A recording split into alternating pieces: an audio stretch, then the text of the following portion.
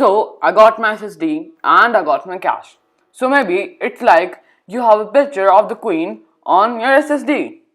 Oh no, not that kind of cache. We're talking about cache storage. So it starts with the CPU where there's a tiny little bit of storage that is lightning fast. We're talking like nanoseconds.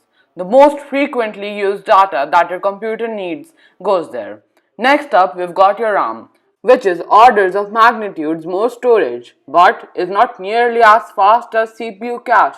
But it is much faster than this guy right here. So most computers are still running mechanical hard drives, which are again orders of magnitudes larger in terms of capacity than something like RAM, but orders of magnitude slower as well. So where does SSD cache come in?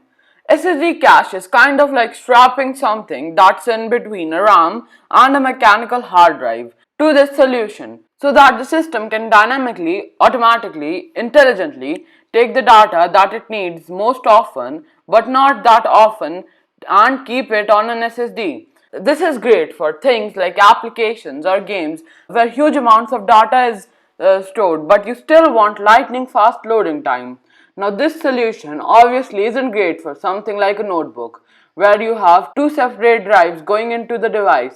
But what if we had something that integrated both of these components together in one small device? So this is a Seagate Momentus drive. This is what is called a hybrid drive or an SSHD, where it actually has hard drives inside the SSD components that are never even visible on the user end. It just behaves like a faster hard drive.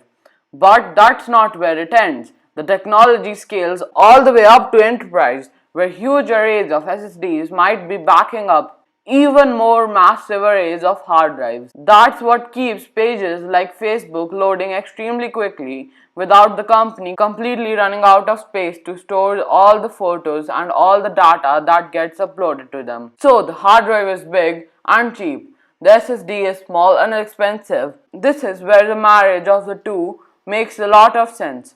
Performance isn't going to be as fast as purely SSD based system, but it's going to be much faster than a hard drive based system, particularly for your most frequent applications, frequently used applications and data. Speaking about using things frequently, if you want to frequently visit this channel, hit the like button and also don't forget to subscribe.